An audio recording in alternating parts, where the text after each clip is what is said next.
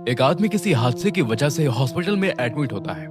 उसे जिस रूम में रखा जाता है उसमें 3 और मरीज भी होते हैं। ये 3 मरीज बहुत अजीब होते हैं। जब भी तारो उनकी तरफ देखता, ये तीनों मिलकर उसकी तरफ एक अजीब सा हैंड ग्रचर जैसे किसी देवता को पूज रहे हो और लगातार उसकी तरफ देखकर बड़बड़ाते रहते हैं।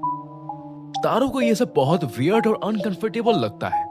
वो परेशान होकर नर्स से कंप्लेन करता है और अपना रूम चेंज करने की रिक्वेस्ट करता है, लेकिन हॉस्पिटल फुल होने की वजह से नर्स मना कर देती है और उसे चिल करने को कहती है और कहती है कि वो मरीज तुम्हें कुछ नहीं करेंगे। रात के वक्त सिचुएशन और डरावनी हो जाती है।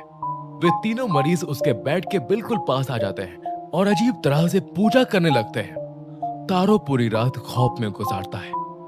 फाइनली कुछ दिनों बाद जब तारो थोड़ा ठीक हो जाता है तो उसे डिस्चार्ज मिल जाता है।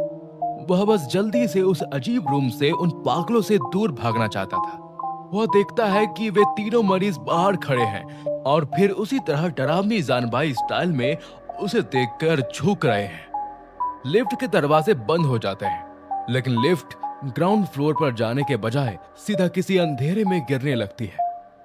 अचानक एलिवेटर के फर्श से बहुत सारे अजीब और डरावने भूतिया हाथ निकल आते हैं जो तारों को नीचे खींचने लगते हैं और स्क्रीन ब्लैक हो जाती है। शुरुआत में देखने पर ऐसा लगता है जैसे वे तीनों मरीज किसी शैतानी समूह के थे जो तारों पर कोई काला जादू कर रहे थे या श्राप लगा रहे थे, लेकिन इस कहानी की सबसे डार्क थ्योरी कुछ और ही है। दरअसल तारों के पीछे पहले ही बहुत सारी बुरी आत्माएं पड़ी हुई थी जो उसे मारना चाहती थी।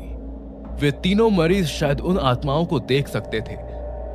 उनका वो जानबाई तारों को नुकसान पहुंचाने के लिए नहीं था, बल्कि उन एविल स्पिरिट्स को शांत करने या उन्हें दूर करने का एक रिचुअल था।